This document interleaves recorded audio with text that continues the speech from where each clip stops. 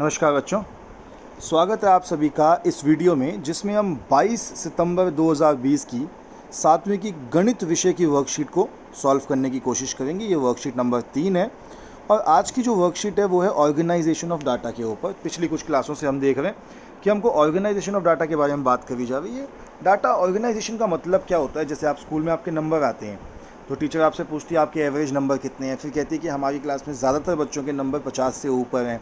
तो जो टीचर कहती है कि ज़्यादातर नंबर बच्चों के नंबर 50 से ऊपर हैं, वो ऑर्गेनाइजेशन ऑफ डाटा के अंडर आता है।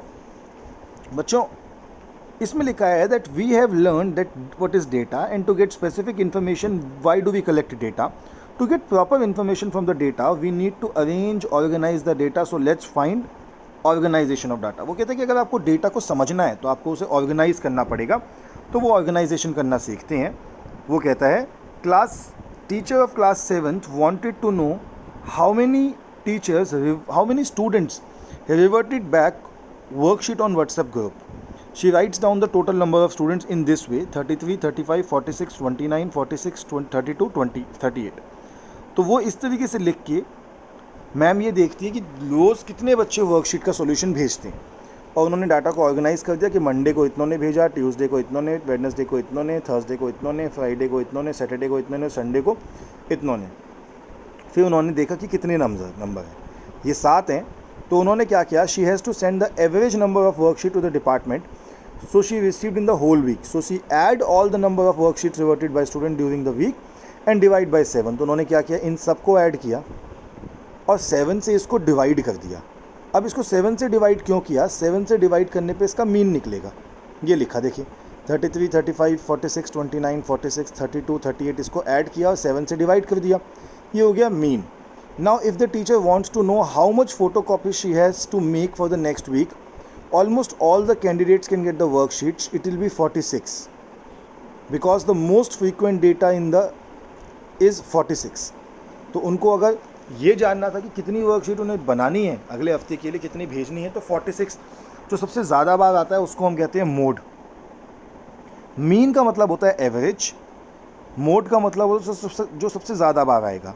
To know on which 3 days less than 35 and on which 3 days more than 35 students reverted the worksheet, we write the data in increasing और decreasing order and the data that comes in the middle is called median. Median of the number of data is even, then the average of two middle most data is called median. Median क्या होता है? सबसे बीच में जो data के number लिखा होता है उस सबसे बीच वाले नंबर को हम कहते हैं मीडियन। तो हमें मीन पता लग गया जो एवरेज है, मोड पता लग गया जो सबसे ज़्यादा बार आता है, और मीडियन जो बिल्कुल बीच का नंबर है। और ये क्वेश्चंस हैं, इनको कर लेते हैं। मैं इन क्वेश्चंस को यहाँ पे लिख लिया आपके सामने, मैं ले आया हूँ। तो पहला क्वेश्चन है, tell whether the statement is true और फॉल्स। तो हम बता देते हैं कि स्टेटमेंट ट्रू है या फिर फॉल्स है। The mode is always one of the numbers in the data. तो मोड तो हमेशा डेटा के अंदर से ही होगा, तभी तो सबसे ज़्यादा बार जो आएगा वो होगा। ये हो गया हमारा true. The mean is always one of the numbers in the data. ये नहीं होगा क्योंकि मीन ऐड करने पे, डिवाइड करने पर आता है, तो ये हो गया मेरा फॉल्स।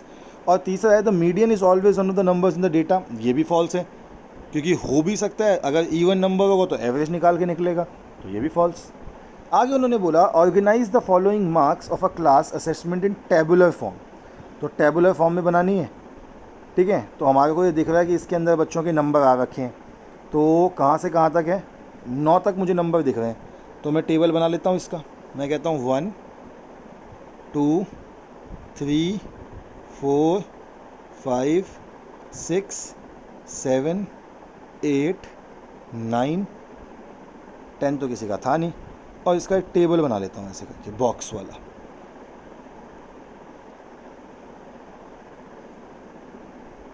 अब देखता हूँ, सबसे पहला नंबर था 4, मैंने यहाँ 4 काटा और 4 में 1 टिक कर दिया।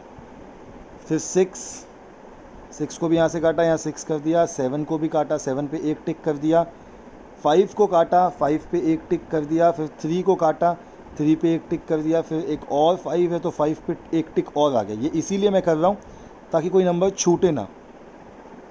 फिर 4 को काटा, 4 पे 1 टिक लगा दिया।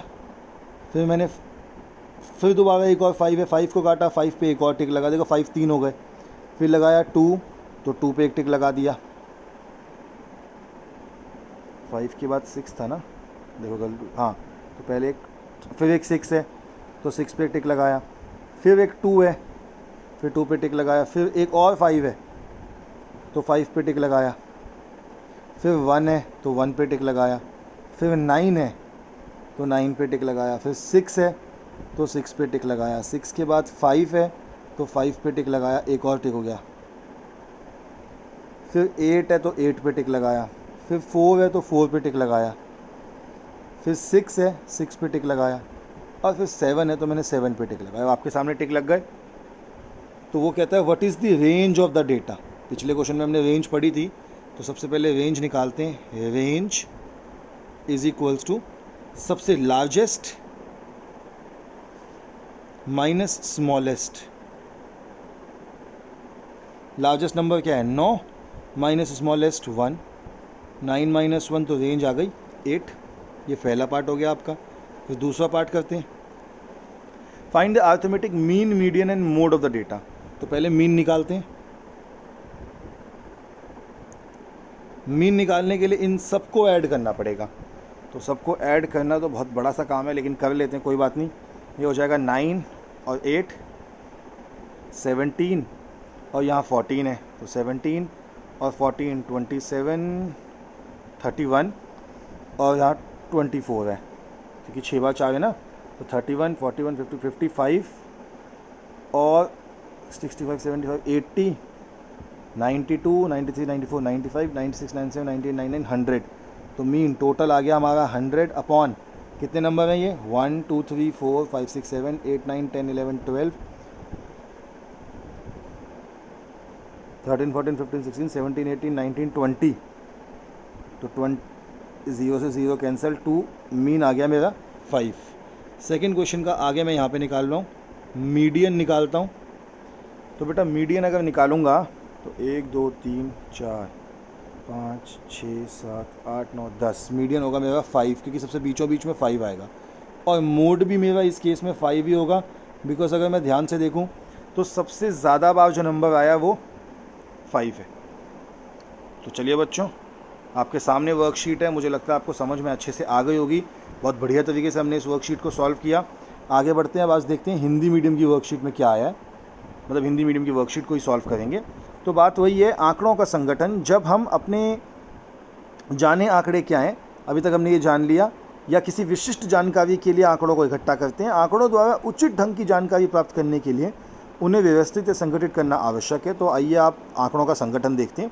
कक्षा 7 की अध्यापिका जानना चाहती है कि उनकी कक्षा के कितने विद्यार्थी व्हाट्सएप ग्रुप पर कार्यपत्रक हल करके भेज रहे हैं। इसके लिए उन्होंने सप्ताह के हर दिन कार्यपत्रक भेजने वाले विद्यार्थियों की संख्या इस प्रकार लिखी कि भैया सोमवार को 33 भेजते हैं, मंगलवार को 35 ने भेजा, बुधवार को 46 बच्चों ने भेजा, वीरवार को 29 बच्चों ही भेज पाए, शुक्रवार को फिर 46 ने भेजा, शनिवार को 32 और रविवार को 38। अध्यापिका को पूरे सप्ताह में प्राप्त होने वाले औसत कार्यपत्रक की संख्या को विभाग को भेजना है। अतः औसत जानने के लिए अध्यापिका ने पूरे सप्ताह के कार्यपत्रक को जोड़ा और 7 हिस्सों में बांटा। अब उन्होंने क्या किया कि माध्य निकालने के लिए उन्होंने सबको आपस में जोड़ा और आंकड़ों की संख्या कितने, 7 दिन का आंकड़ा था तो 7 से भाग कर दिया, 37 आ गया। अब अगर अध्यापिका यह जानना चाहती है कि वह अगले सप्ताह के लिए अधिक से अधिक कितनी फ़ोटोकॉपी कराए कि लगभग सभी विद्यार्थियों को कार्यपत्रक मिल सके, तो वह 46 होगी, क्योंकि सबसे अधिक बार आने वाली संख्या 46 है। भाई ज़्यादा ऐसा नहीं होना चाहिए ना, अगर कम फ़ोटोकॉपी करा देगी तो कम फ़ोटोकॉपी कराने के चक्कर में क्या होगा कि सब बच्चों को नहीं मिल पाएगा। इसीलिए उन्होंने 46 यानी कि जो सबसे ज़्यादा बार आया उतना कराना चाहिए। यह जानना हो कि कौन से 3 दिन 35 से कम और कौन से 3 दिन 35 से अधिक विद्यार्थियों ने कार्यपत्रक लौटाए, तो उनके लिए आंकड़ों के बढ़ते या घटते क्रम में लिखते हैं, और जो आंकड़ा बीच में आता है उसे माध्यक कहते हैं। यदि आंकड़ों की संख्या को हम बीच में से दोनों आंकड़ों का औसत, अगर देखिए सम संख्या है जैसे 6 संख्याएँ या 8 संख्याएँ या 10 संख्याएँ, तो हम औसत निकाल लेते हैं। अब हमें अभ्यास के कुछ प्रश्न दिए हैं, चलिए देख लेते हैं। मैंने इन अभ्यास के प्रश्नों को यहाँ लिख दिया अलग से। तो ये प्रश्न जो हमें लिखे हैं इनको सॉल्व करने की कोशिश करते हैं। ये कहते हैं बताइए कि निम्नलिखित कथन सत्य है अथवा असत्य। तो पहला है कि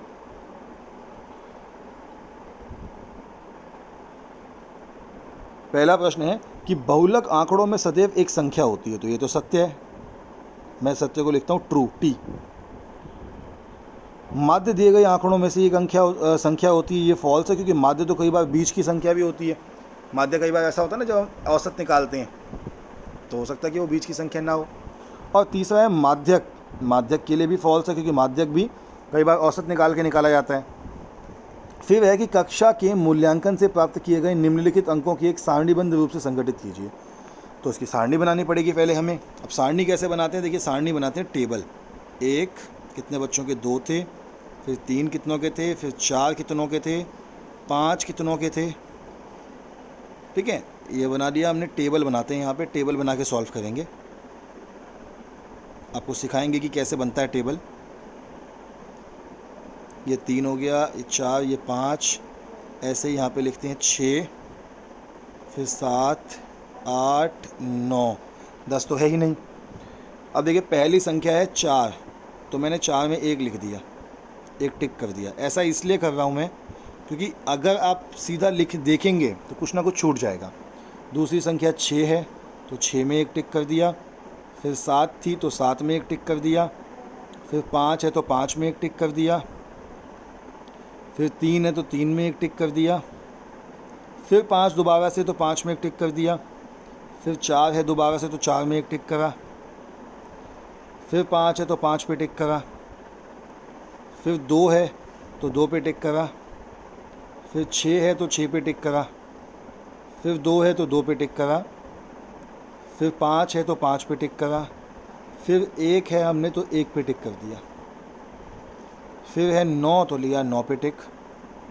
फिर 6 तो 6 पे टिक। फिर 5 तो 5 पे टिक। फिर 8 और 4 है तो एक 8 पे और एक 4 पे।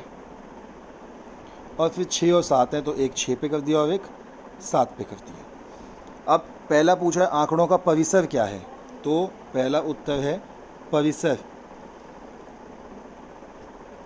परिसर होता है बड़ा घटा छोटा। सबसे बड़ी संख्या 9, सबसे छोटी संख्या 1, परिसर हो गया 8। दूसरा है इन आंकड़ों में माध्य, बहुलक और माध्यक ज्ञात कीजिए। तो पहले माध्य ज्ञात करते हैं। माध्य ज्ञात करने का फॉर्मूला होता है कि हम इन सबको जमा करें, जितने यहाँ पे लिखे हैं इन सबको। ठीक है, तो सबको जमा करने का तरीका क्या है, हमने कहा ठीक है सबको जमा कर लेते हैं। तो अभी जिन लोगों ने मेरे साथ हिंदी की वर्कशीट में देखिए, सबको जमा करने पे आया हमारा 100, और ये कुल कितनी संख्याएं हैं 20। भाग करेंगे तो माध्य आ गया 5।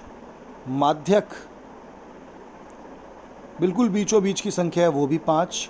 और बहुलक सबसे ज़्यादा बार कौन सा आया, आपने देख ही लिया, सबसे ज़्यादा बार क्या आया है, 5 ही आया है, तो बहुलक भी आपका आ गया 5। तो आपके सामने है माध्य, माध्यक, बहुलक, तीनों चीज़ें आपके सामने कैलकुलेट कर दी हैं। ट्रू एंड फॉल्स भी कर लिए हैं। मुझे लगता है सबको समझ में आ गया। अब आपसे कल मिलेंगे कल की वर्कशीट के साथ। तब तक के लिए stay healthy and stay safe.